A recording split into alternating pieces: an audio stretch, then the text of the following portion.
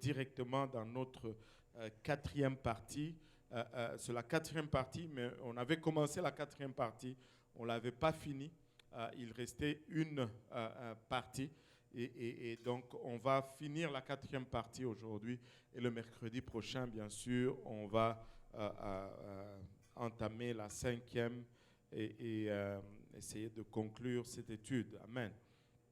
Alléluia. Prions tous ensemble. Seigneur, nous te sommes infiniment reconnaissants, Papa, pour ton amour, ta bonté, ta fidélité.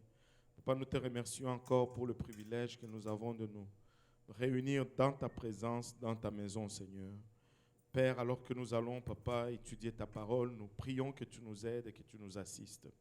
Papa, étends ta main maintenant, Seigneur, sur nous, parce que nous réalisons, Papa, combien nous sommes des êtres naturels et cette parole, Papa, est esprit. Et des fois, elle est folie, des fois, elle est confusion pour nous.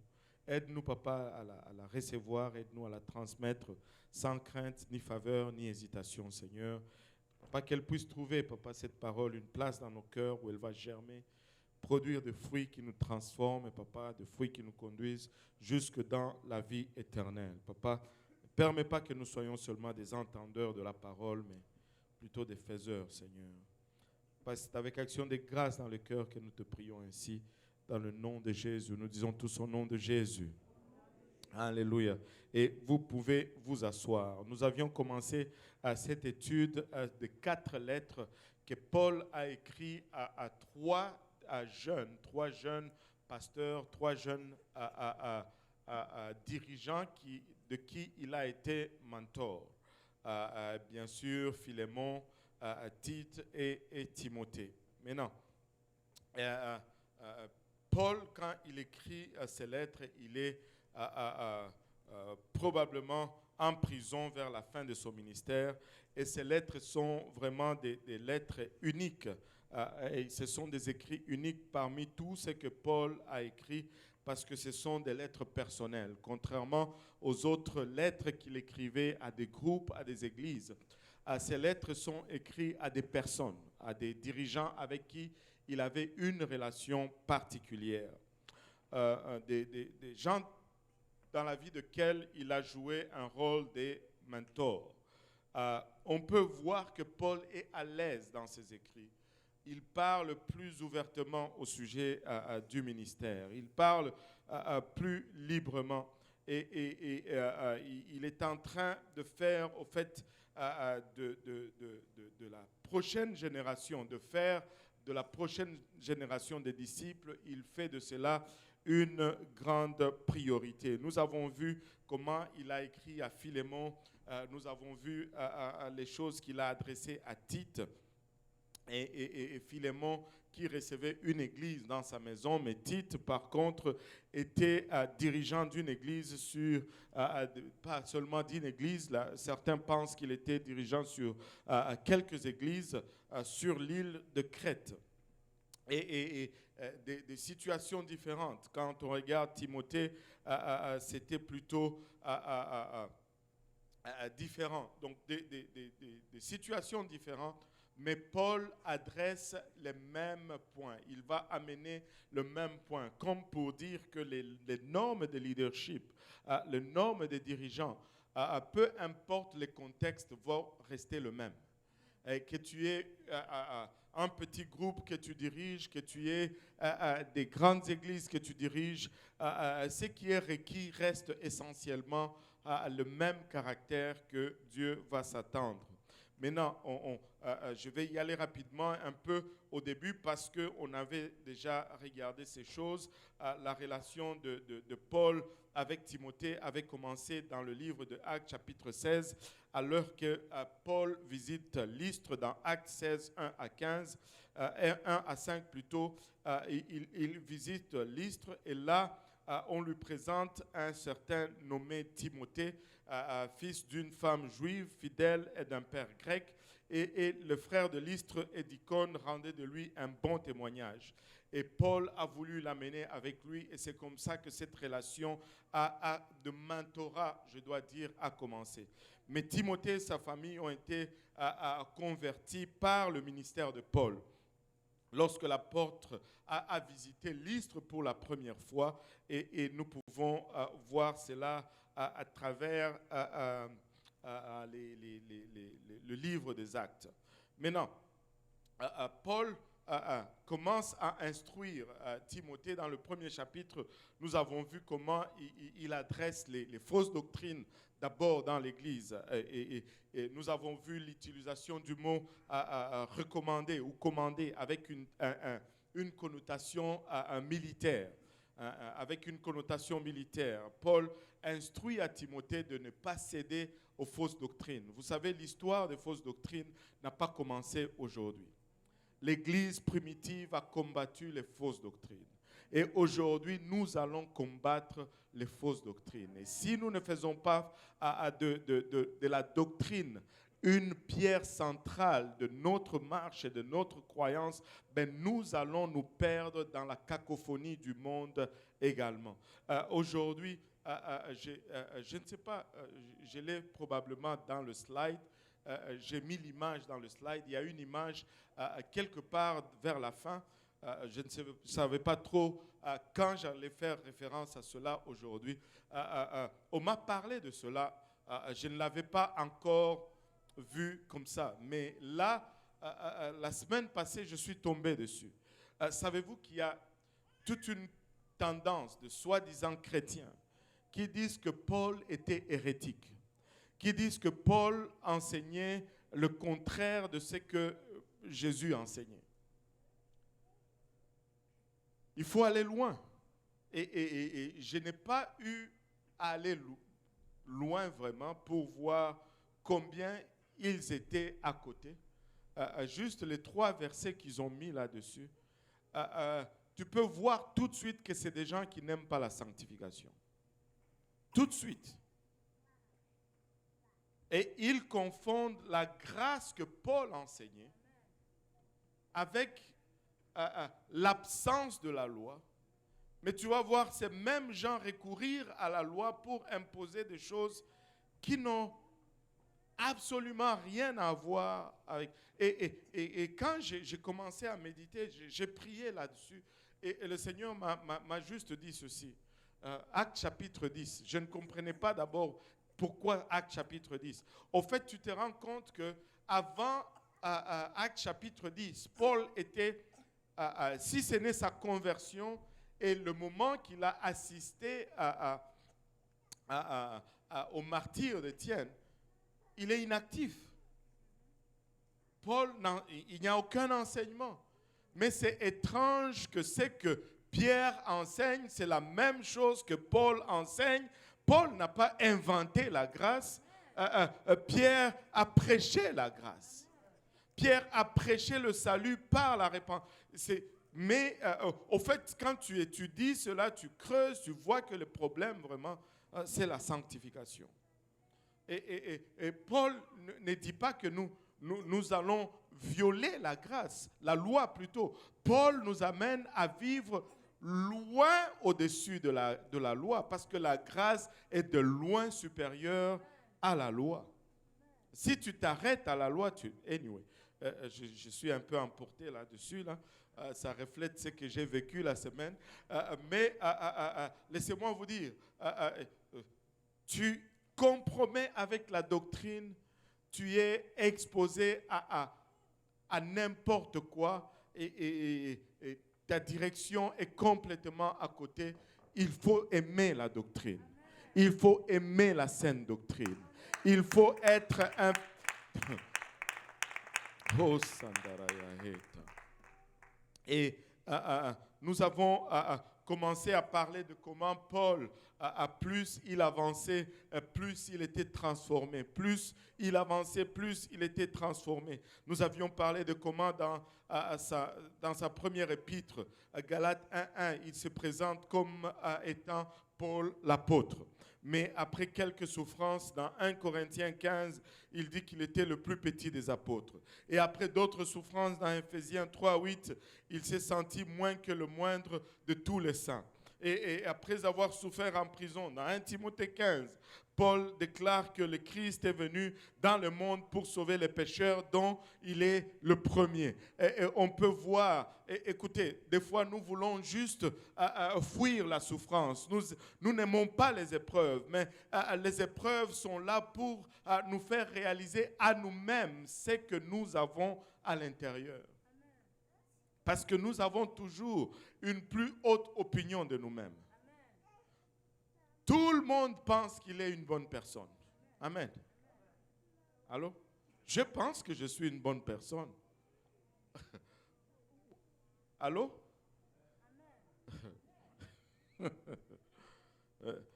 Tu penses que tu es correct. Nous pensons tous que nous sommes des bonnes personnes. Mais quand Dieu nous met à l'épreuve, nous voyons réellement ce qu'il y a à l'intérieur. Tu sais, quelqu'un disait dans un message que j'écoutais aujourd'hui que ta foi va être testée. C'est bon de dire que je crois en Jésus. Je crois en Jésus jusqu'à ce que l'épreuve arrive. Alléluia. C'est là que tu sais vraiment si tu as foi en Jésus-Christ ou pas. Allô? Amen. Alléluia. Maintenant, Paul a grandi, c'est un peu là où nous étions arrêtés. Et là, nous avions arrêté sur quelque chose d'un peu controverse. Là où il commandait, c'était dans 1 Timothée 1,18, il dit « Le commandement que je t'adresse, Timothée, mon enfant, selon les prophéties faites précédemment à ton sujet, c'est que d'après elles, tu combattes le bon combat en gardant la foi et une bonne conscience. Cette conscience, quelques-uns l'ont perdue et ils ont fait naufrage par rapport à la foi. De ces nombres sont Hyménée et Alexandre que j'ai livrés à Satan afin qu'ils apprennent à ne pas blasphémer. » Et là, on nous montre un Paul qui semble un peu dur. Et il dit, ils ont abandonné la foi, mais moi, je ne prie même pas pour eux. Je les livre à Satan. Et là, il y avait un argument là-dessus. Hein. Je vois le frère Brunel qui sourit. Il y avait un argument là-dessus. Et vous savez, ce n'est pas mauvais que les rétrogrades aient quelques problèmes des fois. Parce que des fois, c'est seulement par les problèmes que nous retournons au Seigneur. Et ce n'est pas une méchanceté. Oh, que de nos jours, il faut toujours faire des disclaimers, comme on dit. On ne peut plus enseigner quelque chose, il faut faire un disclaimer. Ce n'est pas que tu veux que les gens souffrent, mais des fois, mieux vaut aller au ciel par une maladie que périr, aller en enfer. Des fois, mieux vaut que le trouble m'amène à la repentance et m'amène à servir Dieu, que je vis dans mes complaisances et que je finisse en enfer. Et Paul est de cet avis. Il n'est pas en train de dire j'abandonne, que Satan ait sa volonté dans la vie. Non, non. Il dit enlève un peu cette couverture et que Satan le titille un peu, qu'il réalise la différence qu'il y a entre le monde et être sous la protection de Dieu, et afin qu'il puisse accourir à nouveau sous la couverture du Seigneur. Dieu t'aime tellement que des fois, il va te laisser souffrir afin que tu puisses revenir à lui. Alléluia. Et 1 Timothée 2, le 2e chapitre, le 1er verset commence par ceci.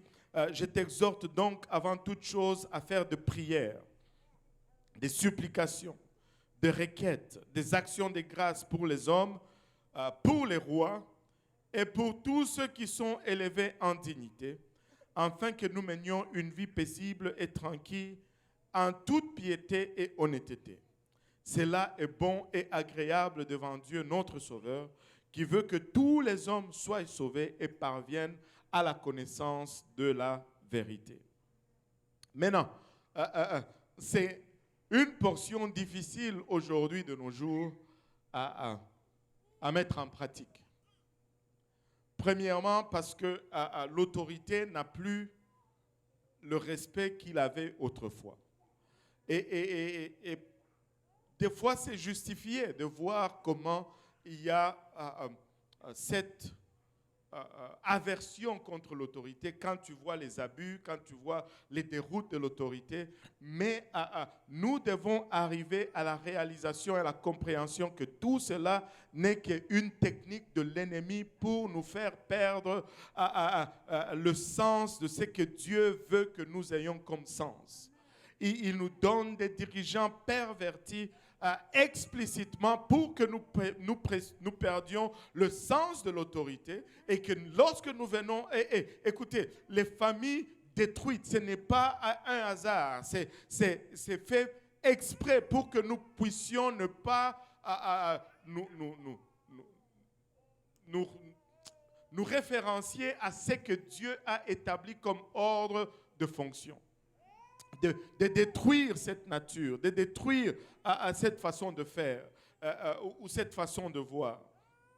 Nous avons des dirigeants pour qui, avant de prier, il faut que tu pries pour que tu aies le courage ou le désir de prier pour eux. Amen. Alléluia.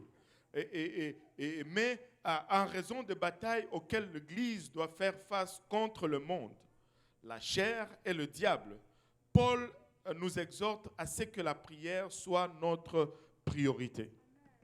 Il dit, j'exhorte donc avant toute chose, à faire de prière. Avant toute chose, la prière doit être une priorité. La prière doit être une priorité. Il a utilisé ici le mot supplication. Le mot supplication en grec vient d'une racine qui est dit deomai, qui a à voir avec le fait de demander. Mais une supplication, ce n'est pas juste demander. Il y a des gens qui peuvent, qui vont demander quelque chose et ils vont demander. Mais il y a d'autres, quand ils commencent à demander, c'est comme ça ne finit pas jusqu'à ce que tu donnes. Et je peux voir certains enfants avec ce caractéristique. Hein? Où est-ce qu'elle est? Elle sait c'est quoi la supplication. Quand elle demande, n'est-ce pas? Elle sait c'est quoi la supplication. Quand elle demande quelque chose, oh boy, elle va demander. Alléluia. Et tous les parents savent, parmi leurs enfants, il y en a qui sont nés avec l'art de faire des supplications. Phew, heureusement qu'elle ne m'a pas entendu. Je pense que... parmi vos enfants, il y en a qui savent... j'ai eu de la difficulté avec ce verbe. Ce n'est pas suppliquer, c'est supplicier. Moi, j'étais sûr que c'était suppliquer, parce que, j'ai cherché, c'était supplicier. Supplication, bon. Anyway, le français, bon. Alléluia. Supplicier, ce n'est pas seulement demander. Demander, c'est juste faire connaître notre requête. Mais supplicier, c'est demander avec passion. Demander avec passion, avec persistance, avec concentration. Et le mot racine ici, Deo, signifie lier ou attacher quelque chose. Tu t'attaches à ta demande. Ça, c'est notre autorité en esprit. Amen. Nous devons être des supplicateurs. Nous devons être des supplicateurs. Nous attacher à notre demande. C'est-à-dire, quand tu commences à demander quelque chose, tu ne lâches plus Dieu jusqu'à ce qu'il s'éteigne et il te donne. Alléluia. Et c'est en référence à cela que le Seigneur dit dans Matthieu 16, 19, il te dit, je te donnerai le clé du royaume des cieux. Ce que tu lieras sur la terre sera lié dans les cieux. Et le mot lié ici, c'est la même racine que supplicier. Donc, littéralement, ce que tu vas demander avec supplication sur la terre, ça va être scellé dans le ciel. Wow! Il y a de la puissance dans la prière. Amen. il y a de la puissance dans la prière. Alléluia. Alléluia. Prier, ce n'est pas toujours dramatique ou dynamique. Prier, ce n'est pas toujours crier ou être excité. Prier, ce n'est pas toujours lorsque... Non, non, non, non. Une grande partie de l'œuvre de Dieu dans nos vies et dans le monde qui nous entoure s'est fait progressivement. Nous devons être des prieurs réguliers et constants. Allô? Nous devons être des prieurs réguliers et constants. Et une prière quotidienne, une prière fidèle et une prière cohérente. Et nous devons prier tous les jours. Et n'est pas juste, ce n'est pas seulement quand il y a les émotions impliquées. Et c'est bon que d'avoir les émotions. Nous avons été créés avec des émotions, n'est-ce pas? Et laissez-moi vous dire, je suis en train d'étudier cela. Dieu aime les émotions. Allô? Il aime les émotions. Il aime quand nous sommes émotionnels, quand nous regardons et nous sommes intenses. C'est pourquoi dans l'adoration, il y a cette émotion qui embarque dedans. Anyway, mais tout n'est pas émotion. Amen. Tout n'est pas émotion. Ce n'est pas seulement lorsque nous ressentons que Dieu fait. Mais lorsque nous sommes constants, nous sommes réguliers, Dieu agit. Dieu agit. Amen. Alléluia. Et des fois, nous voulons toujours savoir que Dieu a fait. Allô? Mais des fois, Dieu fait sans que nous sachions. Et des fois, il fait comme ça pour nous préserver nous-mêmes. Je vous dis, je l'ai peut-être fait référence, mais je vais y faire référence encore. Il y a une dame qui s'appelle Indiana et qui est venue il y a 2 dimanches à l'église. Et elle commence, tu sais, elle était venue il y a 6 ans à l'église d'Hochelaga. 6 ans en arrière. Un jour, j'étais là, elle dit, elle va venir. J'ai dit, OK, on n'avait même pas encore de bureau à ce temps-là. Fait que je l'ai rencontrée dans le sous-sol de l'église. Là. On a mis 2 chaises. Elle avait 2 requêtes. Une requête, c'était pour prier pour elle parce qu'elle prenait trop de médicaments. Elle souffrait elle était bipolaire, en fait. Et puis l'autre requête, c'est qu'elle avait un magasin de cheveux, de coiffure. Vous savez, les femmes africaines avec les mèches et toutes ces choses. Et elle avait un magasin comme ça où elle tressait et toutes ces choses. Et elle voulait me demander conseil là-dessus. Je l'ai conseillé selon la parole. Et puis j'ai prié pour elle. Mais apparemment, le conseil que j'avais donné, l'avait offensée. Et elle était partie. Mais même si elle était offensée, Dieu l'a guérie quand même. Et je peux vous dire que lorsque j'ai prié pour elle, je n'ai rien ressenti. Même que tu sentais que la prière ne sortait même pas du sous-sol. Parce qu'on était dans le sous-sol. Peut-être c'était le béton, la dalle de béton qui était là. Mais la prière n'allait nulle part. Mais elle me dit, je viens témoigner, pasteur, ça fait 6 ans, je n'ai pas pris un seul médicament. Mes psychiatres n'arrivent pas à l'expliquer. Les psychiatres disent que c'est un miracle. Elle est complètement guérie du fait d'être bipolaire. Et elle dit, au fait, le conseil que tu m'avais donné était le bon, mais je ne l'avais pas aimé parce qu'aujourd'hui, mon magasin a fait faillite, mais j'ai fait autre chose. Des fois, tu veux juste dire ce que les gens veulent entendre dire. Mais il faut dire ce que la parole de Dieu recommande. Allô? Allô? Et elle dit, Dieu m'a béni, je fais autre chose, mais je vais revenir. Maintenant, je suis à Québec, mais je vais revenir. Vous savez, la semaine passée, elle est revenue à l'église en milieu de semaine avec quelqu'un d'autre. Elle dit, pasteur, elle a besoin de délivrance, cette personne. On a prié pour elle. Je n'ai encore rien senti. Et j'attends. Alléluia. Alléluia. Mais nous devons prier juste chaque jour, avec constance. Nous devons prier. Les Israélites ne savaient rien. Mais regardez, Josué 24, 12. Et j'envoyais devant vous les frêlons qui les chassèrent loin de votre face, comme les 2 rois des Amoréens. Ce ne fut ni par ton épée, ni par ton arc. Dieu a envoyé des frêlons avant même que Israël confronte l'ennemi. Nous devons prier. Amen. Nous devons prier. Les mots requête ici dans ce passage fait référence à l'intercession. Intercession signifie littéralement se tenir dans la brèche.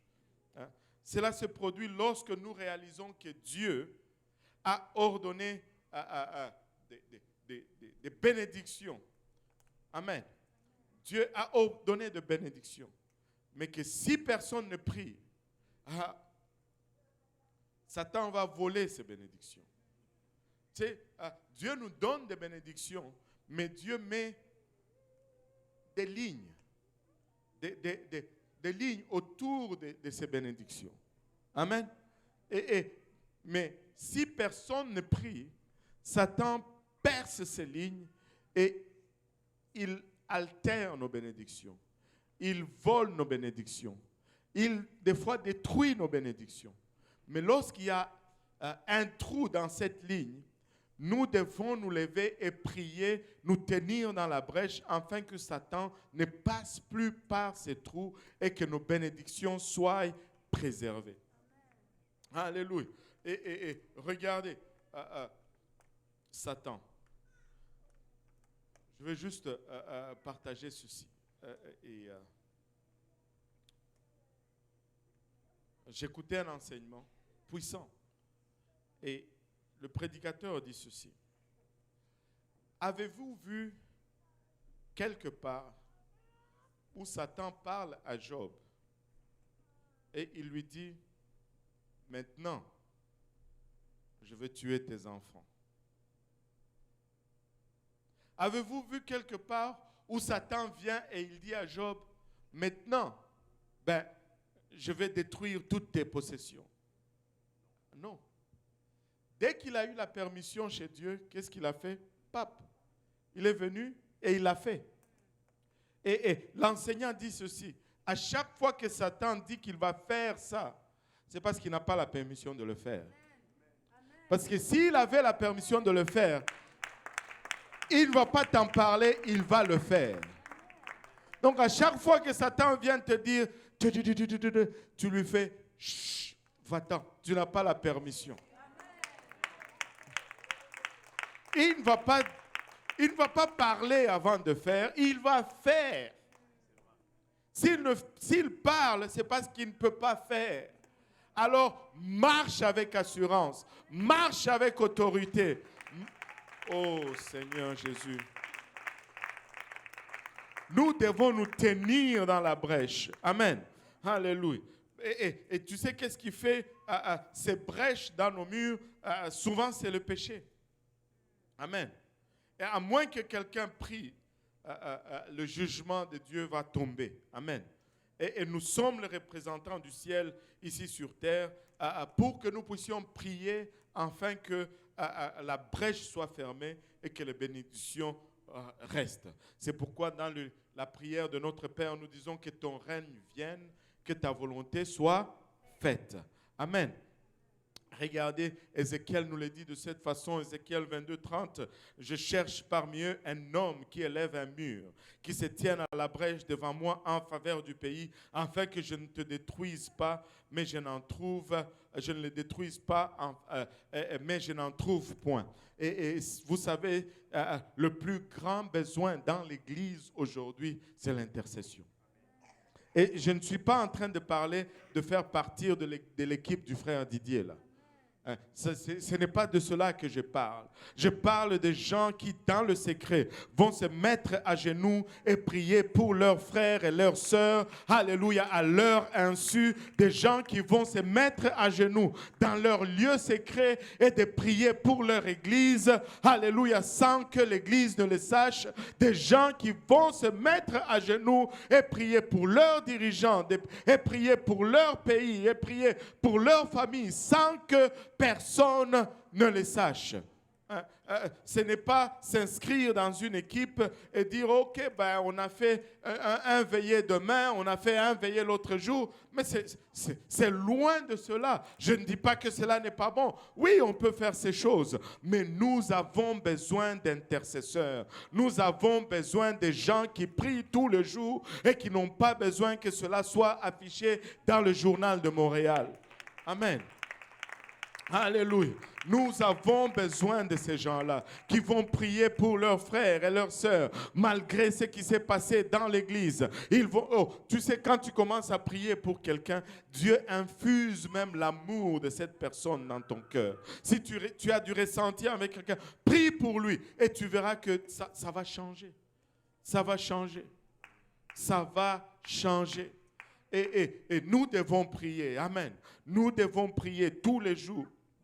Et il ajoute des actions de grâce. Des actions de grâce dans ce passage-là. Nous avons perdu la projection, mais ce n'est pas grave. Des actions de grâce.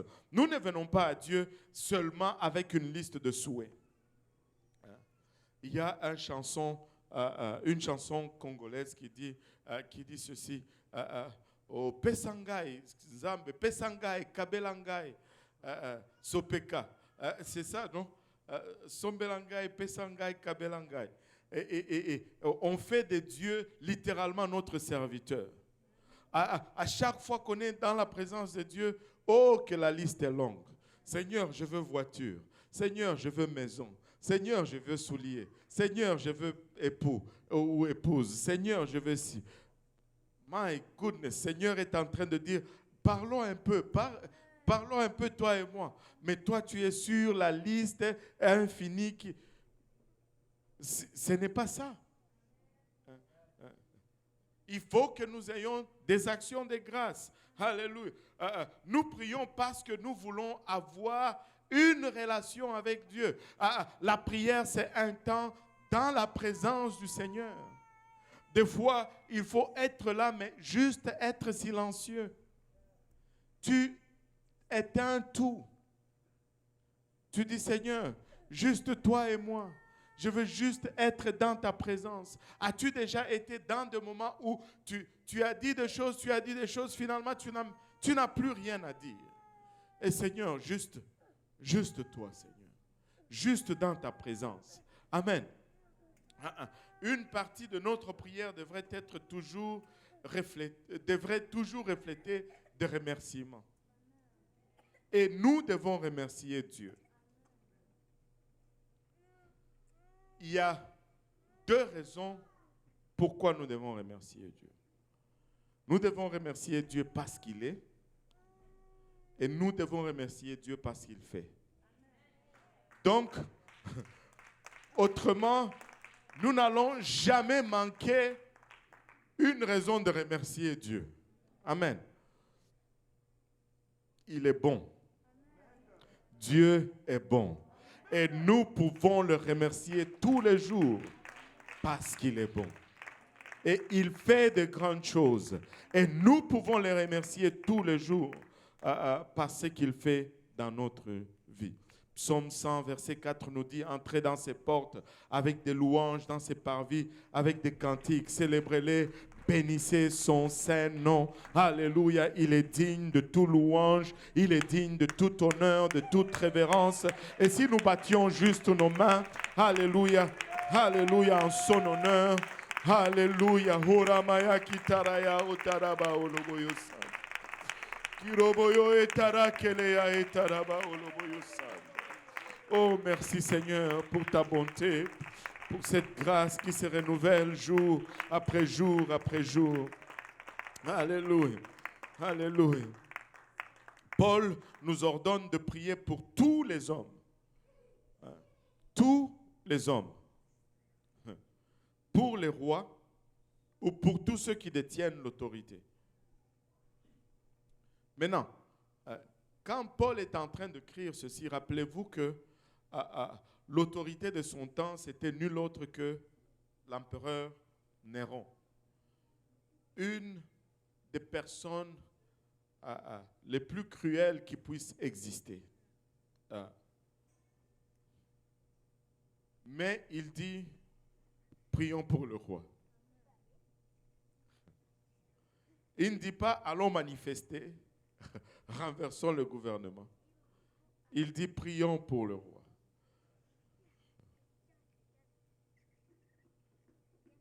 Vous savez pourquoi il dit cela? Parce que personne n'est au-delà de la grâce de Dieu. Même les personnes les plus cruelles, Dieu peut les sauver. Et il est allé à la croix pour eux. Et Paul ici veut que nous prions pour des questions qui sont plus grandes et plus larges que nos points immédiats de préoccupation ou d'implication personnelle. Tu sais, des fois, nous pouvons être offensés avec le gouvernement. Mais nous devons passer au-delà de cela et prier pour notre Premier ministre. Je suis en train de mettre en application. Amen. Seigneur, délivre-moi de la politique. Des fois, tu dois remplir Arrive Cannes pour retourner au Canada. Prie pour Trudeau. Amen. Que le Seigneur ait miséricorde. Tu ne peux plus aller à gauche, tu ne peux plus aller à droite sans être vacciné. Rends grâce au Seigneur. Tout concourt au bien de ceux qui aiment Dieu. Prie pour Trudeau, que le Seigneur ait miséricorde pour son âme, parce que lui aussi a besoin d'être sauvé. Imaginez-vous si Trudeau se repentait et qu'il était baptisé au nom de Jésus-Christ pour le pardon de ses péchés et qu'il recevait le don du Saint-Esprit. Ça serait tout simplement extraordinaire. Alléluia. Prions pour nos dirigeants.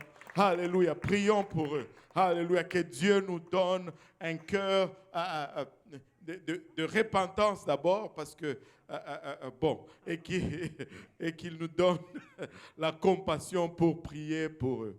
Amen.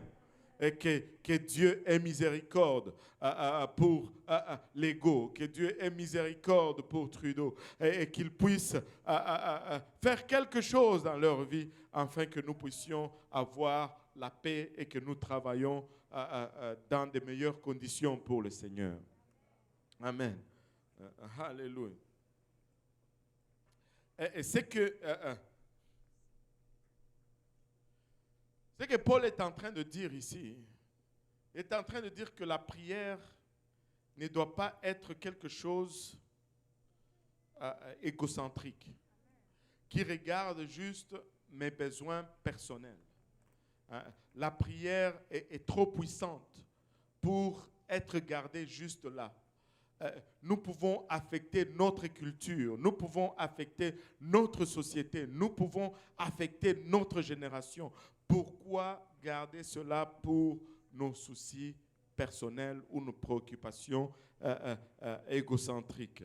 Alléluia. Nous pouvons littéralement changer le climat culturel dans lequel nous vivons.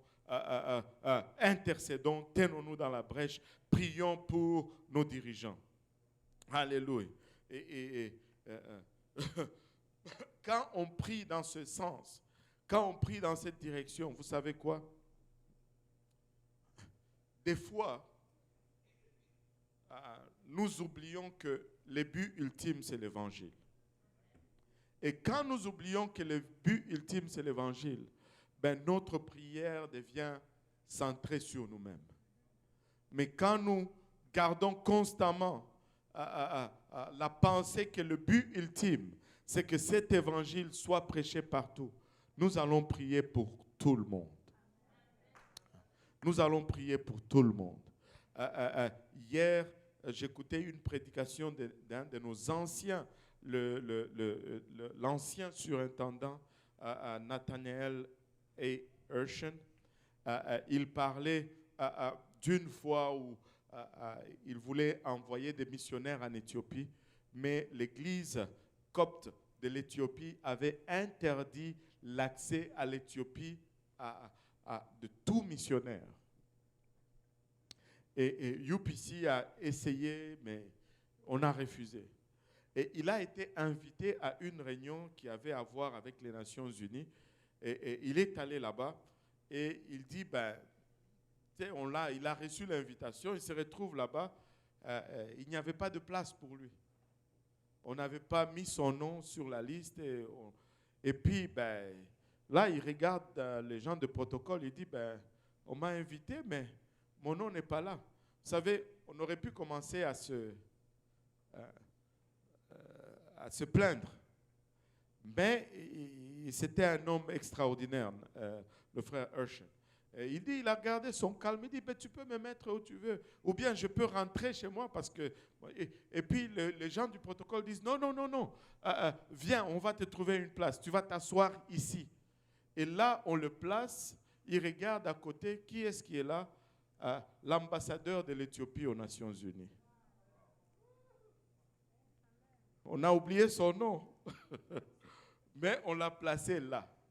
Et là, il commence à parler à l'ambassadeur de l'Éthiopie aux Nations Unies. Il dit, est-ce que tu sais comment l'eunuque éthiopien était baptisé?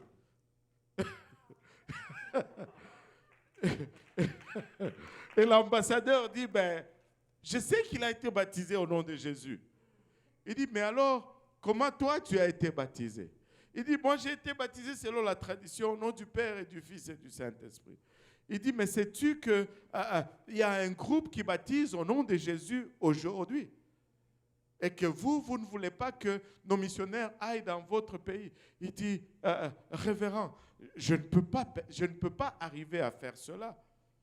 Et là, pendant qu'il parlait, il a commencé à lui parler du baptême au nom de Jésus. L'ambassadeur était tellement touché. Il dit qu'il parlait tellement que la réunion était devenue secondaire pour eux et que le protocole est venu leur dire, vous faites trop de bruit. Et il dit, l'ambassadeur lui dit, ne t'inquiète pas, après la réunion, tu viens chez moi, on va continuer. Et il dit, après la réunion, il appelle sa femme, il dit, est-ce que tu peux deviner où je suis? Sa femme dit, où est-ce que tu es encore? Il dit, je suis dans la maison de l'ambassadeur de l'Éthiopie aux Nations Unies. Il dit, ambassadeur, tu peux faire quelque chose pour nos missionnaires. Il dit, révérend, je ne peux pas. Si j'autorise cela, ils vont me couper la tête. Je fais partir de cette église copte. Et il dit, si toi tu ne peux pas, personne d'autre ne le peut. Mais je sais que tu peux. Tu sais quoi, 2 jours après, nos missionnaires avaient leur visa pour l'Éthiopie.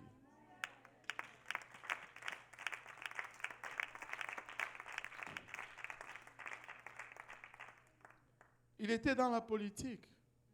Amen. Alléluia. Nous devons prier pour tout le monde. Et le but, c'est vraiment avancer l'évangile. Et vous savez, vous auriez pu croire que, waouh, Dieu est bon, Dieu est puissant, là. Vous savez quoi?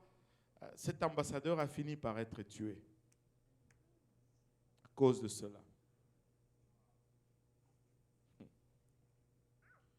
Mais il y a une église puissante en Éthiopie aujourd'hui, un réveil sans précédent en Éthiopie. Je pense que c'est le plus grand réveil que notre mouvement n'a jamais connu. Si ce n'est le réveil d'Éthiopie où des centaines de milliers de personnes recevaient le Saint-Esprit dans une seule réunion. On a chassé le missionnaire par la suite, il y a eu des hauts et des bas, mais laissez-moi vous dire, ils ne peuvent plus éteindre le feu. Il y a toujours des gens qui baptisent au nom de Jésus-Christ, qui prêchent le plein évangile en Éthiopie aujourd'hui. Et anyway, je suis un peu égaré. Retournons à Timothée. 1 Timothée 2, 5, 7. Paul continue en disant, car il y a un seul Dieu. Alléluia.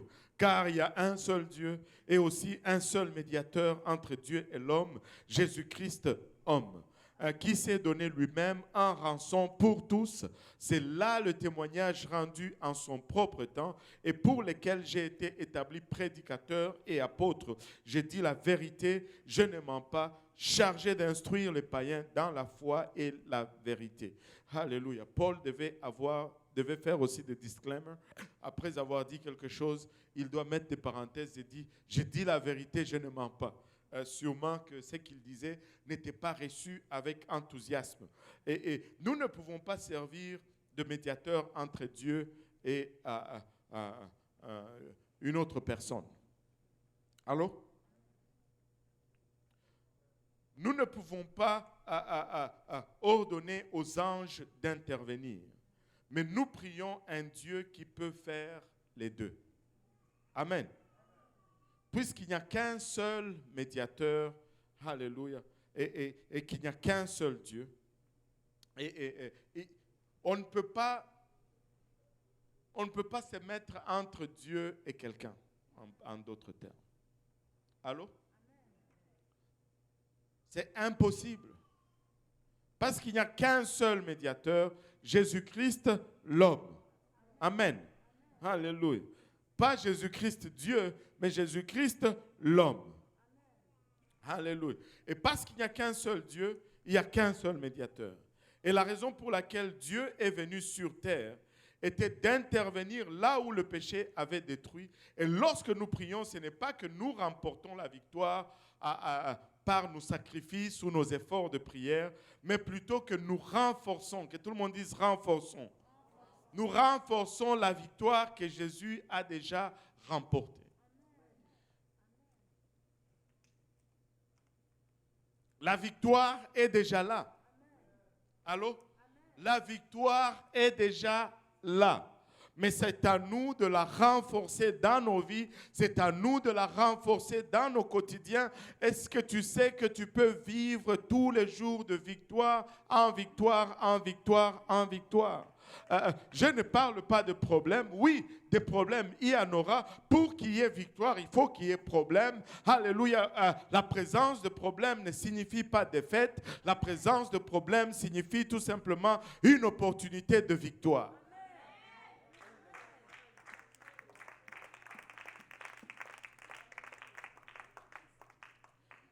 Et vous savez,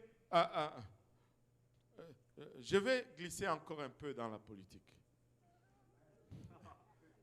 Vous connaissez les États-Unis, n'est-ce pas? Un pays puissant. Beaucoup de gens n'aiment pas les Américains. Et moi, je peux être sûr, je peux vous dire que c'est par jalousie. Ce n'est pas, s'il n'y a rien d'autre que la jalousie. Parce qu'ils sont les plus puissants, ils sont les plus libres, les plus avancés économiquement. C'est les Américains. Tout le monde veut aller. Même ceux qui n'aiment pas les États-Unis veulent tous aller aux États-Unis. Je ne vois personne aller être réfugié en Arabie Saoudite ou en Afghanistan. Mais tout le monde veut être aux États-Unis. Oh, qu'ils sont mauvais, mais laissez-moi y aller quand même. Ils n'ont pas de crise des frontières en Arabie Saoudite, mais aux États-Unis, alléluia. Je me rappelle d'une anecdote. Lorsque ma fille travaillait à Air Canada, à l'aéroport, parlait avec un de ses amis qui lui dit « Ah, ces Américains, moi je ne les aime pas, ils sont gna gna gna gna. » Bon, ne sachant pas que ma fille était aussi américaine, bon, il a gardé juste son calme. Et puis, tu sais, peut-être 30 minutes après, Sifa, est-ce que tu rentres demain? Oh non, je ne rentre pas demain parce que je dois aller faire mon passeport à l'ambassade américaine. Puis la même personne qui était en train de cracher sur les Américains, il dit, oh, chanceuse! What? Comment ça? Dans 30 minutes. Dans 30 minutes. Tu parles. Anyway. Un ambassadeur américain, c'est probablement l'ambassadeur le plus respecté dans tous les pays. Amen. Tu sais, il y a une différence entre l'ambassadeur du Congo au Canada Et pourquoi vous riez tous? Vous n'êtes pas gentils. Vous n'êtes pas gentils du tout là. C'est pas gentil. Certes, il y a une différence entre l'ambassadeur du Congo au Canada et l'ambassadeur des États-Unis au Canada. Amen. Et vous savez pourquoi? Parce que son pays est puissant. Mais nous, n'est-il pas dit que nous sommes les ambassadeurs du ciel ici sur terre? Oh Seigneur Jésus, aide-nous à réaliser. Écoute, c'est plus que les États-Unis là. Oh Seigneur Jésus, aide-nous. Nous sommes les ambassadeurs du ciel dans ce monde. Et c'est exactement pour cette raison. Écoutez, nous devons faire que notre style de vie reflète notre doctrine et notre foi et l'autorité que nous avons dans le Seigneur. Amen. Alléluia. Priez pour que Dieu fasse ce que nous voulons alors que nous ne faisons pas ce qu'il veut. C'est l'hypocrisie ultime. Écoutez, si nous nous alignons avec sa volonté, nous allons avoir l'autorité ici sur terre. Amen. Tu veux que Dieu fasse ce que tu veux? Ben, fais ce que Dieu veut que tu fasses.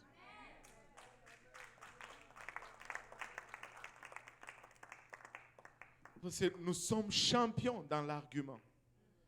On va tout argumenter, mais on veut que Dieu fasse. Non. Fais seulement. Regardez, les parents à la maison, là, l'enfant qui fait toujours ce que les parents demandent, il va toujours être celui qui va recevoir ce qu'il désire. Allô? Allô?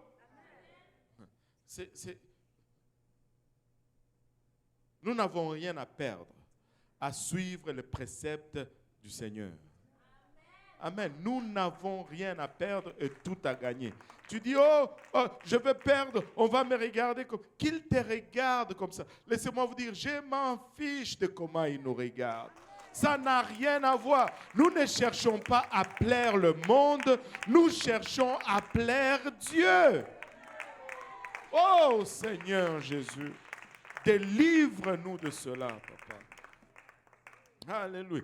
Vous savez, eux, quand... Regardez un peu le monde. C'est quand ils sont dans le mal, ils s'en fichent de ce que vous pensez. Ils percent leur nez, leurs oreilles, ils mettent du bleu, ils font des pics sur la tête, ils font des tatous.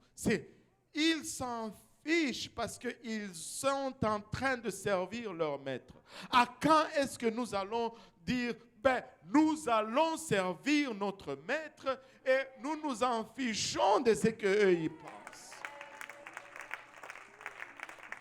Regarde les punks, les rocks, ils s'habillent bizarre, mais votre opinion ne compte pas. Mais pourquoi les leur comptera pour nous? Sois un ambassadeur du ciel. Anyway, je dois avancer. 1 Timothée 2, 8, 10 nous dit...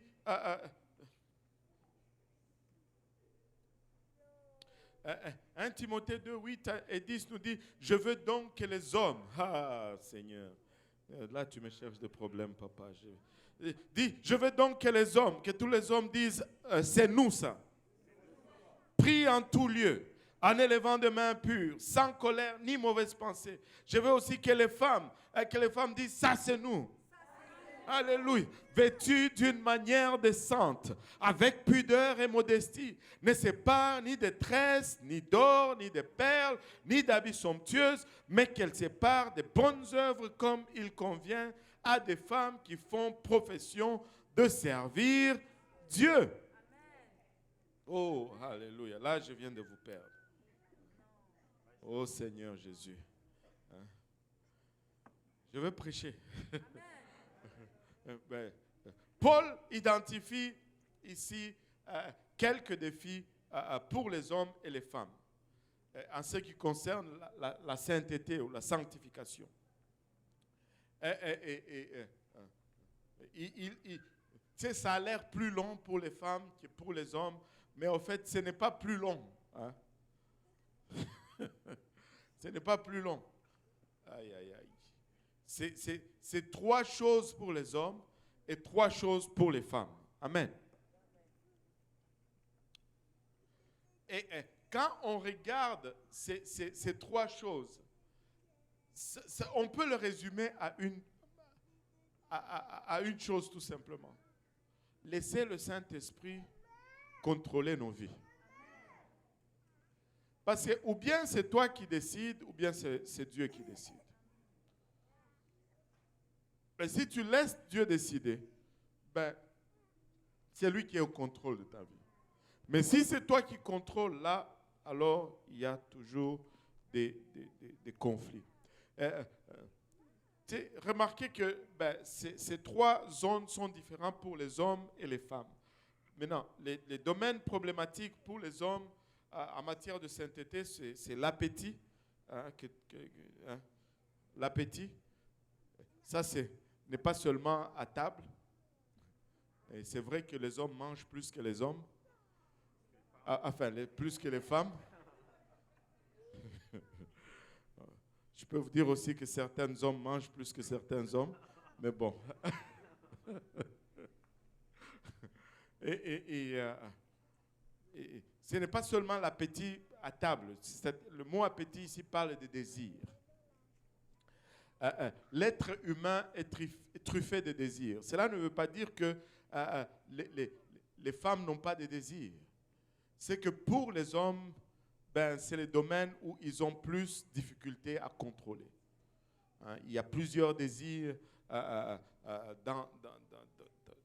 un homme et c'est une zone problématique. Deuxième zone problématique, c'est la colère ou l'irritation. Avez-vous remarqué que les hommes se fâchent plus souvent que les femmes? Ça dépend. Bon. Ok.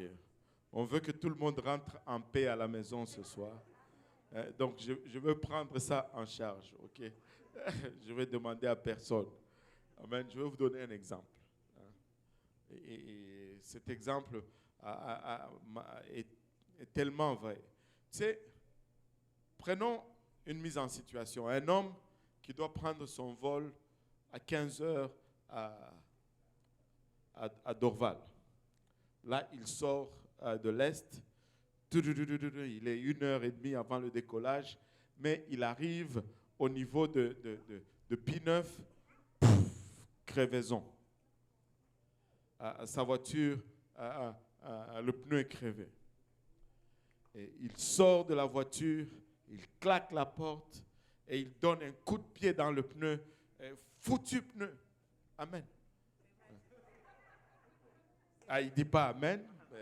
Ça, les Amen, c'était pour voir si vous étiez d'accord avec ça. Mais tu mets une femme dans la même situation, crevaison, elle ne va pas descendre de la voiture pour donner un coup de pied. Elle va se mettre sur son volant et elle va commencer à pleurer. Oh, qu'est-ce qui m'arrive? Amen. La réaction est différente. Allô? Et c'est de ça qu'on parle. Oui, il y a des femmes qui vont se fâcher souvent, mais ce n'est pas ça. La colère, c'est dans l'homme. Même s'il ne se fâche pas tous les jours, mais quand il se fâche, ce n'est pas bon. Alléluia. Je me rappelle quand j'étais jeune. Et comment vous commencez à rire de moi avant même que je laisse alors?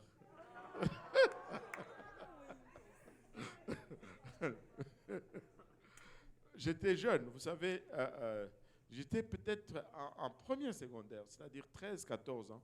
Vous savez, en cet âge-là où tu commences à être, des fois, un peu intéressé aux filles. Hein? Ça, c'était avant le sang, ok? Et mon père avait une vieille montre dans son armoire. J'ai convoité cette montre. Je l'aimais, j'aimais les montres. J'aime encore les montres. Mais je n'en porte plus. Anyway. Alors, j'ai tellement... comment on a dit tout ça, le mot c'est quoi le mot qu'on a utilisé tout à l'heure? Supplication. J'ai tellement supplicié mon père qu'il l'a finalement cédé, il m'a donné la montre. J'étais un supplicateur aussi. Alléluia. Et il m'a donné la montre. Ah, j'étais content. C'était la montre, tu vois. Et j'écrivais, il y avait...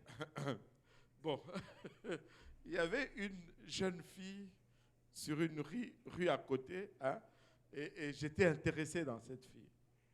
Alors, je lui écrivais des lettres. Elle aussi, elle me répondait. Et j'ai caché bien ces lettres. Et un jour, ma grande sœur, Dagodé, tu te rappelles, et elle est allée, elle a fouillé dans mes affaires, elle a lu ces lettres. Et là, on était à table. Elle a commencé à parler de ça. Oh, Kaosi, oh Seigneur Jésus, le sang est monté à la tête. J'étais tellement fâché. Je voyais rouge. Mais je ne pouvais pas taper ma soeur, c'est ma soeur. Hein, mais il fallait que ça sorte quelque part. Fait que j'ai donné un coup sur la table. Je n'aime pas qu'on fouille dans mes affaires. C'est sur le coup, j'avais pas mal, mais après j'avais très mal ici. Mais le résultat était que ma montre a brisé. Hein, la colère, c'est pas bon. C'est pas toujours bon. J'ai eu mal pendant quelques jours ici et j'ai perdu la belle montre. Je l'ai portée pendant quelques jours, mais elle ne gardait plus le temps et c'était fini avec cette montre. Et ça, ce sont les réactions de l'homme, hein, de la colère. Et l'autre secteur de problème pour les hommes, c'est l'apathie. L'apathie, c'est cette tendance à ne pas croire, cette tendance à douter. Parce que l'homme est de nature cartésien. Et il est objectif. Il n'est pas sollicité par ce qui est émotionnel ou spirituel. Et c'est pourquoi, dans les églises, tu vas voir très souvent, il y a plus de femmes que d'hommes. Amen. C'est parce que la femme est plus enclin à ce qui est spirituel parce qu'elle est plutôt émotionnelle. Amen. Là, les femmes disent, on est plus dans l'église. Mais c'est pourquoi aussi tu vas voir qu'il y a plus de sorcières que de sorciers.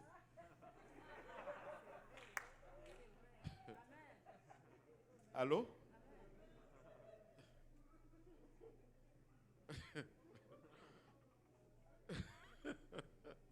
Oh là là là là là là.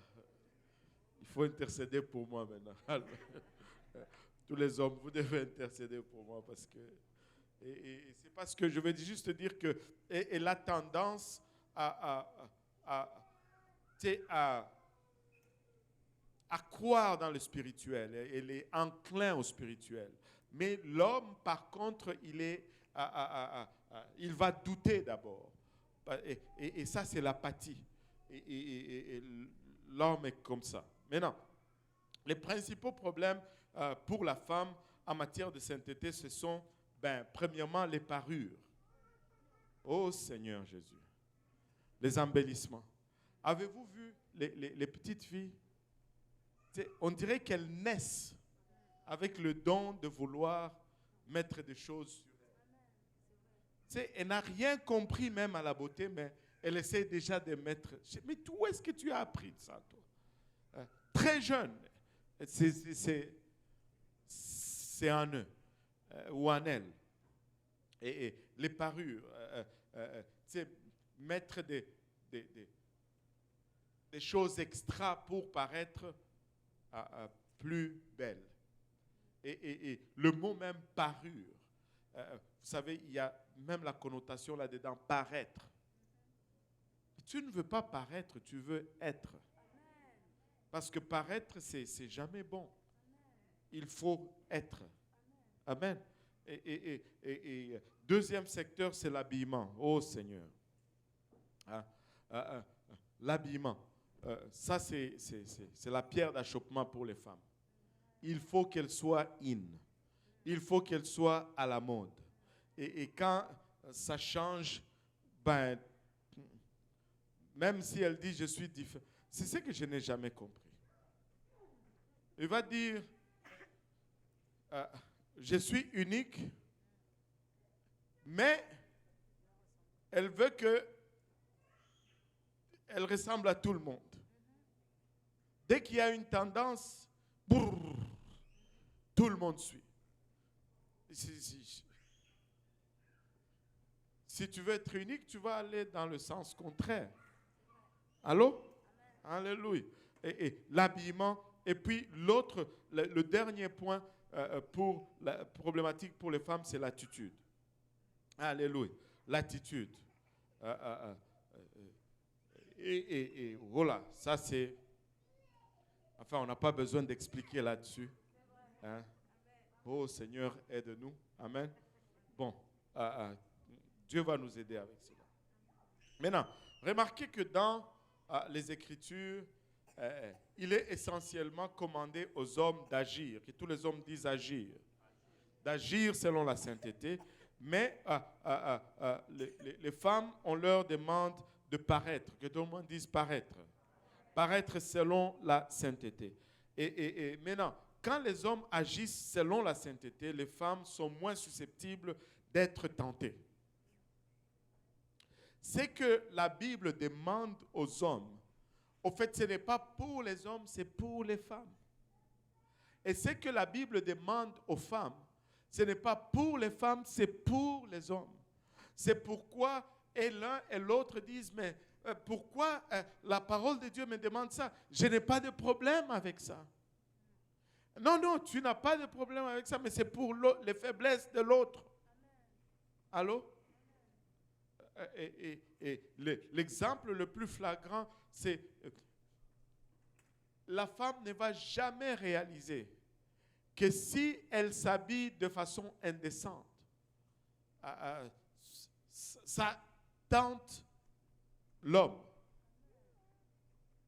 Parce que pour elle, ce qui frappe à l'œil n'est pas problématique. Des fois, elle va regarder cela même avec répugnance.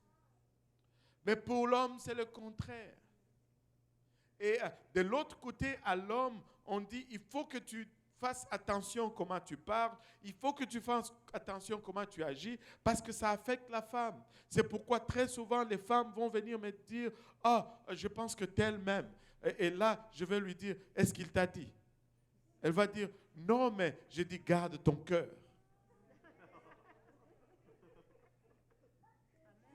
S'il n'a pas dit, garde ton cœur. Allô? Oh, non, mais c'est parce que quand on est... Non, ça ne veut rien dire. S'il n'a pas été explicite, garde ton cœur. Et des fois, les garçons vont faire cela et puis bon.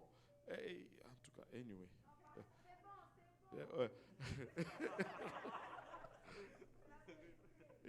Et on tire les oreilles aux garçons. On leur dit, il ne faut pas agir comme ça. Surtout si tu es encore sur le marché. Si ton intérêt n'est pas là, écoute, c'est bon d'être gentil, mais fais attention, sois gentil avec les garçons d'abord. Allô? Hey. Parce que après, bon, il a été juste maladroit, il a été gentil, et puis après, toi, oh, il est en amour, tu as déjà planifié le mariage, et puis après, quand il annonce qu'il va épouser, il va se fiancer avec quelqu'un d'autre, wow, on déchire le vêtement, on veut quitter l'église. C'est pas ça. Allô? Anyway. Bon, sortons de là tout de suite. Oh là là, Seigneur. Maintenant,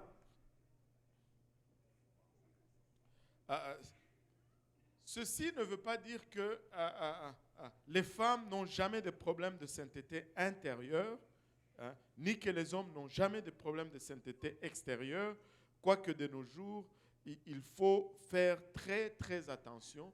Aujourd'hui, il y a de quoi, quand on dit qu'on ne sait plus si c'est un homme ou c'est une femme. Tu vois des hommes avec des tresses, de longs cheveux,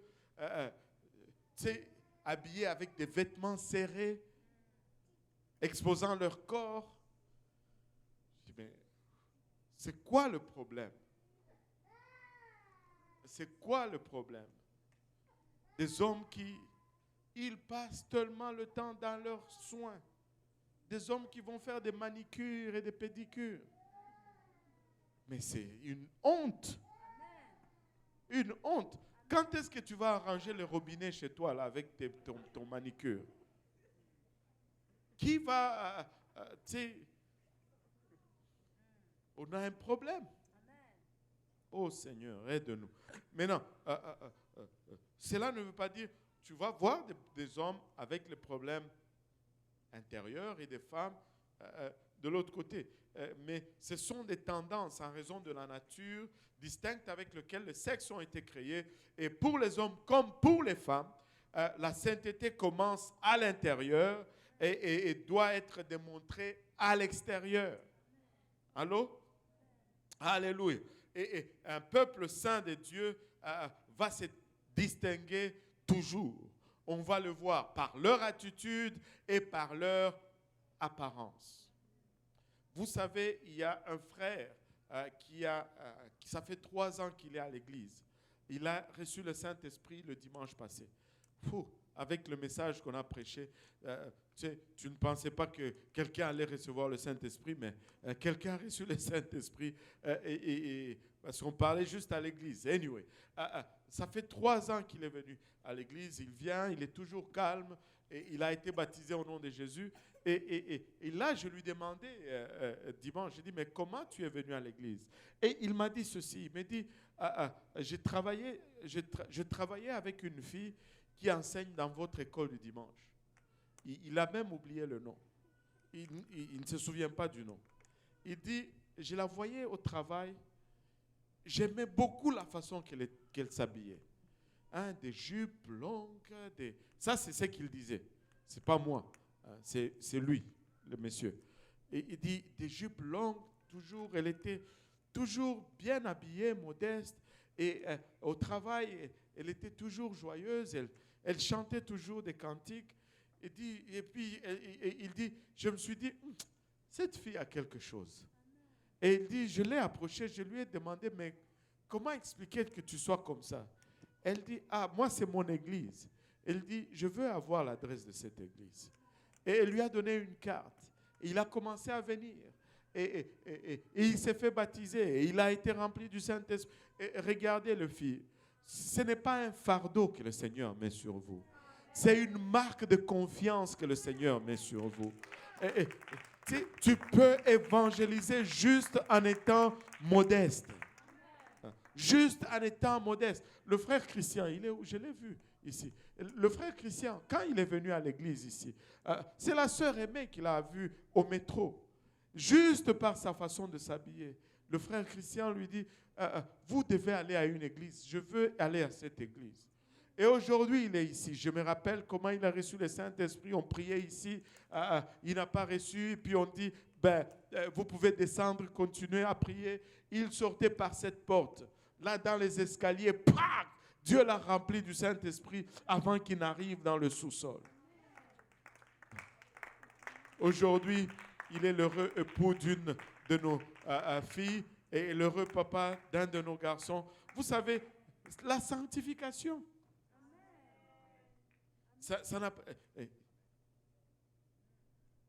Il y a la puissance là-dedans. Anyway, je dois avancer. Je ne veux pas finir cette affaire. Maintenant, les normes de sainteté des hommes fournissent une grande partie d'une puissance dans l'Église. sinon la plus grande partie. Ça fournit une grande partie, si ce n'est pas la plus grande partie, d'un pouvoir d'attaque ou d'un pouvoir offensif de l'Église. C'est la puissance dynamis, c'est la puissance de fer. Et le don de l'Esprit opère à partir de ce genre de puissance. Amen. Et le nombre de sainteté pour les femmes fournissent une grande partie, si ce n'est la plus grande partie de la puissance défensive de l'Église. Et il s'agit de la puissance échousia, la puissance de retenue. Et le fruit de l'Esprit opère à partir de ce type de puissance. Nos rôles dans l'Église, comme hommes et comme femmes, ne sont pas en compétition, mais sont complémentaires. Tu sais, je n'ai pas à convoiter la place que les dames occupent, parce que j'ai une place qui m'est assignée. Et les dames n'ont pas à convoiter les places que les hommes occupent, parce qu'elles ont une place ou un rôle qui leur est assigné. Et nous avons besoin de deux pour que l'Église puisse fleurir dans son plein potentiel. Et Timothée, plutôt, Paul continue, c'est probablement pourquoi il s'est fait la cible de plusieurs attaques. Il dit dans le verset 11 et 12 que la femme écoute l'instruction en silence avec une entière soumission. Je ne permets pas à la femme d'enseigner ni de prendre de l'autorité sur l'homme, mais elle doit demeurer dans le silence. Oh, que ces versets créent beaucoup de confusion de nos jours. Et on va te donner une interprétation comme ça, on va te donner une autre interprétation comme ça. Mais regardez ici. Là, il est clair que Paul, dans le verset précédent, 8 à 10, il a parlé aux hommes et aux femmes. Mais là, il parle directement et spécifiquement aux femmes à propos de leur place de soumission. Que tout le monde dise soumission. Alléluia. Maintenant, il s'agit d'un autre terme militaire qui signifie sous le commandement d'un chef. J'ai eu une définition particulière de ceci, quelque part dans une église entre le pôle Nord et le pôle Sud. Et la femme était ardente. La soumission ne veut pas dire que je me mets sous quelqu'un. La soumission, c'est que moi et lui, nous sommes sous la même mission. J'ai dit, ouais, on peut décortiquer ça comme ça, mais bon, on va créer d'autres problèmes par la suite. Maintenant, regardons d'abord ici. Le mot silence ne signifie pas ne pas parler. Allô? Parce que le même Paul va dire que les femmes prophétisent. Allô? Donc cela ne signifie pas que quand la femme traverse le port de l'église, elle ne peut plus dire aucun mot. C'est pas ça. Allô? Mais ça signifie plutôt une tranquillité, quelqu'un qui ne se mêle pas des affaires des autres. Ça, une femme qui traverse les portes de l'église ne doit pas se mêler des affaires des autres. Alléluia. Il dit simplement que les femmes doivent accepter sereinement leur place dans l'ordre de création de Dieu et leur rôle d'aider leur mari et leur responsabilité en matière de parure extérieure. Paul, il dit, je n'autorise pas. Paul n'autorise pas au fait, Paul dit, je n'autorise pas.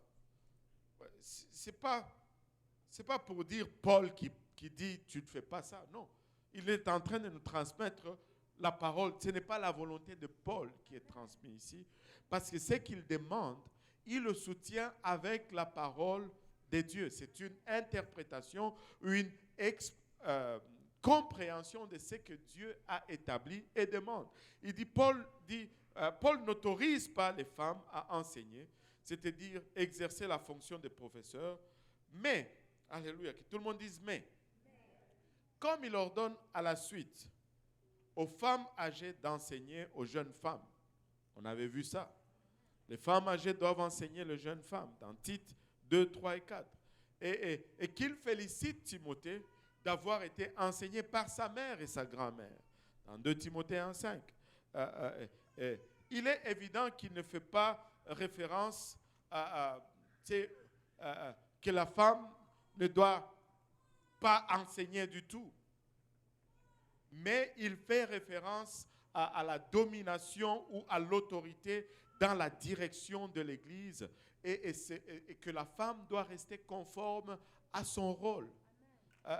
C'est approprié pour une femme d'enseigner les enfants. C'est approprié pour une femme d'enseigner une autre femme. C'est ce que Paul dit. Mais il dit, n'usurpe pas l'autorité. C'est-à-dire, il regarde l'ordre de la création. Au fait, ça remonte même à Adam. Il dit, par la suite, dans le verset 13 à 15, il dit, car Adam a été formé le premier, Ève ensuite. Ce n'est pas une question que l'homme est meilleur, ce n'est pas une question que la femme est incapable. Et regardez, le fait d'être capable ne veut pas dire que c'est ce que Dieu veut. Allô? La capacité n'est pas une approbation ou une démonstration de la volonté de Dieu. Nous pouvons être capables de bien des choses, mais être loin de la volonté de Dieu. Et j'ai argumenté une fois, j'ai changé une fois là-dessus avec un de mes confrères. Il me dit, mais je connais des femmes qui sont capables de mieux prêcher que les hommes. Je dis, ce n'est pas là le point. Ce n'est pas du tout là le point. Je connais des hommes qui sont aussi capables de mieux faire beaucoup de choses que les femmes sont capables de faire. Mais cela ne change pas la parole de Dieu, cela ne change pas leur rôle, cela ne change pas ce que Dieu a établi comme principe. Et il y a une raison, ce n'est pas juste une question de capacité. Amen. Alléluia. Il dit, et ce n'est pas Adam qui a été séduit, c'est la femme qui, séduite, s'est rendue coupable de transgression. Elle sera néanmoins sauvée en devenant mère si elle persévère avec modestie dans la foi, dans la charité et dans la sainteté. Maintenant, la plus grande raison ici pour laquelle Paul nous demande qu'une femme pieuse doit adopter une position spirituelle de soumission est tout simplement l'ordre de création. Et il nous dit, juste après cela, il dit, c'est parce que nous avons été créés comme ça. Maintenant, si on va argumenter, il faut argumenter cela avec Dieu qui a créé et non avec l'homme qui essaye d'appliquer cette écriture. Il dit car Adam a été formé le premier et il dit une autre raison impérieuse est le rôle de la femme et le rôle que la femme a joué dans la chute. Il dit Adam n'a pas été trompé, mais la femme a été trompée et elle a commis une transgression. Maintenant, certains vont le présenter comme ça et je pense que ça fait beaucoup de sens. L'homme était à côté de la femme. Amen. Et on l'a toujours, et je l'ai toujours souligné, surligné, qu'elle était à côté d'elle, mais il était à côté d'elle plutôt, mais il n'a rien dit. Il a failli à sa responsabilité. Mais toutefois, on peut tourner la table aujourd'hui. Son mari n'était pas loin. Pourquoi est-ce qu'elle a commencé, elle a engagé un débat avec le serpent? Pourquoi est-ce qu'elle ne s'est pas référée à son mari? Et Paul dit, en cela, elle a usurpé la place de son mari et elle a causé ainsi une chute. Ça aurait été plus facile de dire, oh, attends une minute, serpent. Adam, viens un peu écouter ce qu'il dit ici. Est-ce que c'est vraiment ça? Ça aurait été différent. Alors, ne soyez pas silencieux sur moi là. Je ne suis pas en train de réécrire la Bible. Je suis en train d'explorer toutes les hypothèses. Comme on a exploré celle qui dit que l'homme n'a rien dit, ben, on peut aussi explorer cela. Et Paul dit qu'il il usurpait la place de son mari.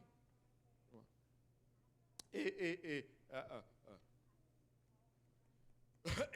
il dit, la raison pour laquelle Ève est tombée, Paul dit, c'est qu'elle a usurpé le rôle de chef qui appartenait à son mari. Elle devait se référer à lui et ça aurait pu avoir une suite différente. Maintenant, Paul est en train de conclure son chapitre ici en réaffirmant le rôle de la femme elle dit, ben, et ça a été aussi lu de façon un peu tordue quand il dit, si elle persévère, non, elle sera néanmoins sauvée en devenant mère. C'est difficile à comprendre cela. Qu'est-ce que cela veut dire? Cela veut dire que si une femme n'a pas d'enfant, ne va pas être sauvée? Non. Est-ce que cela veut dire que si je meurs adolescent et que je suis une fille, je n'ai pas eu d'enfant? Non. Ce n'est pas ça. La meilleure compréhension de ceci, c'est que même si la femme a été l'agent initial qui a conduit la race humaine dans le péché, par la procréation, quand elle a des enfants, elle est libérée de ce cachet-là, car elle a maintenant l'opportunité d'élever une génération d'enfants qui peuvent, eux, marcher dans le Seigneur. Elle peut racheter sa faute en élevant ses enfants dans le voie du Seigneur. Amen. Et c'est une grande motivation. Au fait, Paul est en train de donner une motivation ou un incentive à toutes les dames de mener une vie de piété, une vie de sainteté. Regardez, vous pouvez influencer toute une génération dans le positif. Oui, le début a été croche, mais nous pouvons redresser cela aujourd'hui. Nous pouvons corriger cela aujourd'hui. Alléluia. Alléluia. Nous pouvons littéralement changer la suite des choses là, aujourd'hui. Maintenant, si on regarde nos théories d'aujourd'hui, et vous savez, dans le passé, il y a eu beaucoup d'abus dans toutes les sociétés. Amen. Alléluia. Il n'y a que le frère Jean-Yves qui est d'accord. Dans le passé, il y a eu beaucoup d'abus dans les sociétés. Amen. Et cette pensée m'est venue en tête parce que j'ai changé ceci avec une jeune fille dernièrement. C'était le mardi. Non, ce n'était pas le mardi. C'était le jeudi de la semaine passée. Le jeudi de la semaine passée. J'ai changé avec elle et elle dit, ben, aujourd'hui, la société est meilleure parce que ben, les hommes ont été beaucoup instruits. J'étais comme, attends, doucement, on va regarder un peu cela de la bonne façon. Amen. Certes, il y a eu beaucoup d'abus dans le passé. Amen. Allô? Beaucoup de choses ont été mal faites. D'une part et d'une autre. Et de l'autre. Mais avons-nous une meilleure société aujourd'hui que nous l'avions avant? On n'est pas prêt à dire oui, là. Allô? On n'est pas nécessairement prêt à dire oui, les choses sont mieux aujourd'hui que cela n'était il y a 50 ans en arrière ou peu importe. Et anyway, mais tu sais, nos livres de leadership, et tous les livres tu sais, du monde aujourd'hui vont te dire, et avec raison, que les femmes sont tout aussi qualifiées pour le leadership que les hommes. Mais, que tout le monde dise mais le sexe en général ne dirige pas de la même manière. Allô? Une femme ne va pas diriger de la même façon qu'un homme. Oh my goodness. Peu importe ce qu'on va dire, l'homme va rester différent de la femme. Vous voyez, on est pris dans les histoires d'égalité. L'homme et la femme sont égaux. À 100%, ce sont tous des êtres humains et ils ont la même dignité, on doit leur présenter le même respect, mais aller de là à dire qu'ils sont pareils, on tombe dans le piège, alléluia, du système de ce monde. L'homme est différent de la femme, les deux réagissent différemment et ils ont des rôles différents qui sont conçus par leur créateur, que ce soit dans leur famille et cela se reflète même dans la société. Nous avons deux natures différentes. Regardez, depuis la maison, tu sais, un enfant qui sort dehors, qui joue et qui tombe, qui se fait mal, il va voir son père va lui dire, oh, il n'y a rien là, allez, vas-y, ça va passer.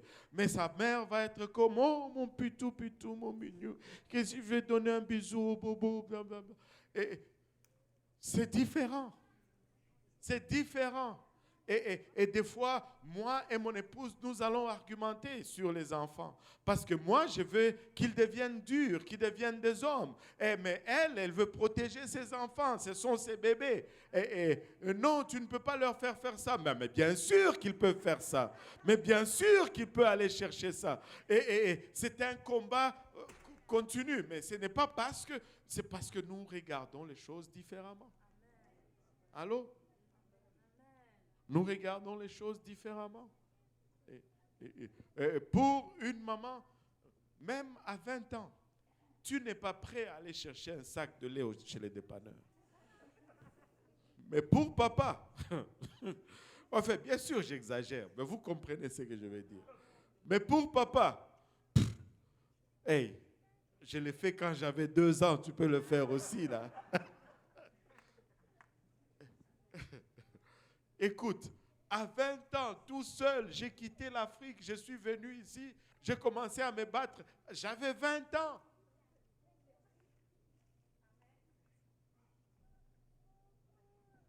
Et toi, tu as 16 ans, 17 ans, tu n'es pas capable d'aller travailler. Non, mon ami, tu dois aller travailler.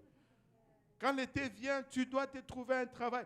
Tous les jeunes ici dans l'église, l'été, vous devez vous trouver un travail. Anyway, là, je sors quand même. Mais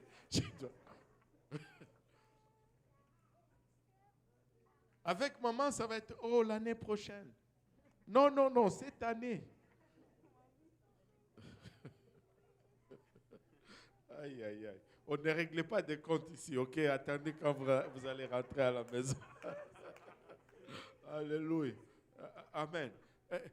Tout cela pour souligner le fait que nous sommes différents. Amen. Nous sommes différents. Dieu nous a conçus différemment et par rapport à cela, il y a des rôles qui ne vont pas convenir à notre nature. C'est aujourd'hui, on donne des armes aux dames et on les envoie sur les champs de bataille. Seigneur Jésus, aie pitié de nous. Tu sais, tu vois les femmes policiers. Seigneur, je vous dis, je ne suis pas du tout sexiste. J'ai une femme, j'ai une fille, mais regarde, quand l'arme et la ceinture pèsent plus que le policier, on a un problème. Ça ne va pas effrayer un bandit.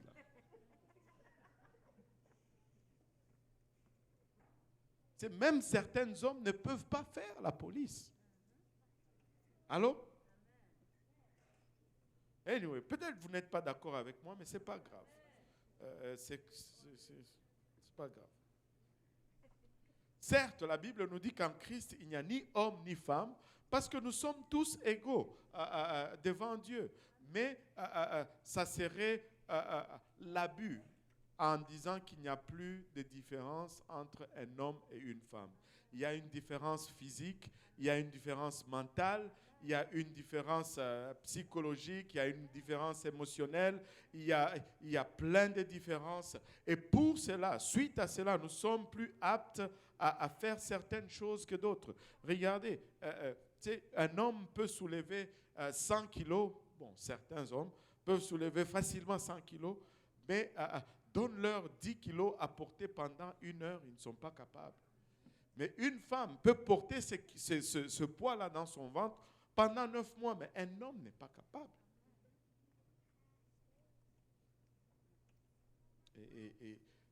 Mais nous sommes là pour nous compléter.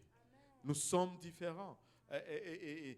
N'altérons pas nos différences, mais acceptons notre rôle dans lequel Dieu nous a placés et nous allons voir sa gloire. Et nous sommes trop influencés. Moi, le mouvement qu'on voit dehors, le mouvement féministe, c'est pas bon.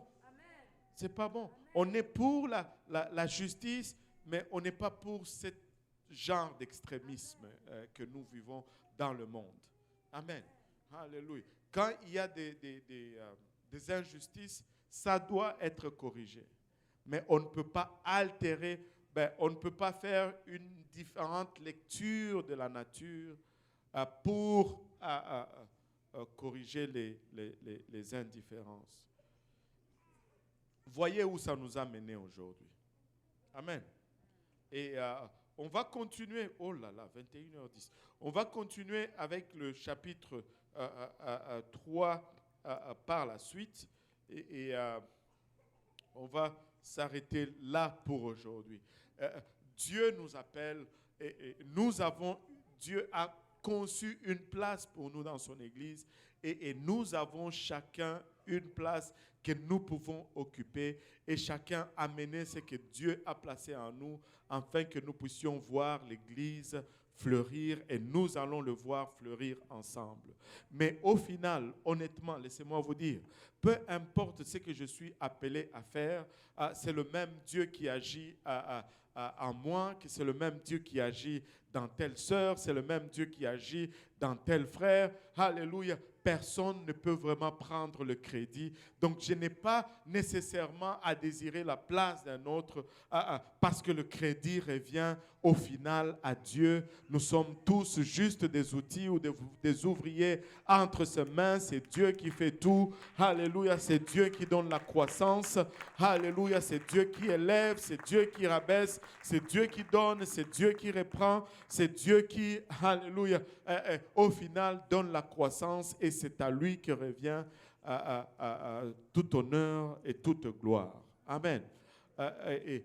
En nous levant tous ensemble, on va aller vers le Seigneur en prière de conclusion aujourd'hui. Alléluia. Nous sommes des influenceurs. Nous allons influencer quelqu'un. Et c'est pourquoi notre attitude, notre façon d'être, c'est crucial et c'est capital. Amen. Prions tous ensemble. Seigneur Jésus, nous te sommes infiniment reconnaissants, Papa, pour ton amour, ta bonté, ta fidélité. Père, nous te remercions pour ta parole qui est source de vie pour nous. Cette parole, Papa, Ilabashata, qui nous conduit, Papa, dans ta volonté. Des fois, elle parle dans notre sens et ça nous arrange. Des fois, Papa, elle parle dans le sens contraire que nous regardons et des fois, ça nous dérange, Seigneur. Mais Nous prions, Seigneur Jésus-Christ, que nos cœurs, Papa, soient remplis, Papa, de reconnaissance de ta parole, Seigneur, Papa, et qu'elle puisse nous transformer, nous amener à ton image, afin que nous puissions être des influenceurs que tu désires que nous soyons, des dirigeants, Papa, que tu désires que nous soyons, Papa. Étends ta main sur chacun de nous, Seigneur. Papa, que toute personne, Papa, dans cette salle soit une personne d'influence, Papa. Que chaque dame soit une dame d'influence, Seigneur. Et que chaque homme, chaque sieur, Papa, soit un sieur d'influence, Seigneur Jésus. Père éternel, que nous soyons des ambassadeurs de ton royaume, que nous reflétons, Papa, ce que tu as établi, Seigneur. Aide-nous, Papa, à nous défaire, Papa, des conceptions mondaines, Seigneur. Aide-nous à nous défaire de nos cultures, Seigneur Jésus-Christ, afin que ta parole ait préséance en tout ce que nous faisons. Père, nous te remercions infiniment pour cette parole. Et nous prions, Papa, que le voleur ne vienne pas la voler de nos cœurs, Seigneur. Garde-nous pour, Papa, le restant de cette soirée, le restant de la semaine, Seigneur Jésus-Christ. Préserve-nous jusqu'à ce que nous allons nous rencontrer prochainement. Et avec action de grâce dans le cœur, nous te prions, Papa, alors que nous nous confions tous ensemble entre tes saints bras.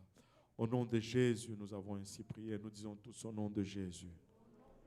Alléluia. Pouvons-nous battre nos mains pour le Seigneur? Alléluia. Haramaya kotaraya itaraba elebisa. Ikotomana utaraba koporoya utaraba elebisa. Kori aramaya hitara koloya uta. Alléluia, Jésus. Merci, Seigneur. Alléluia. Alléluia. Serrez la main de votre voisin en quittant et dites-lui que nous allons influencer notre culture.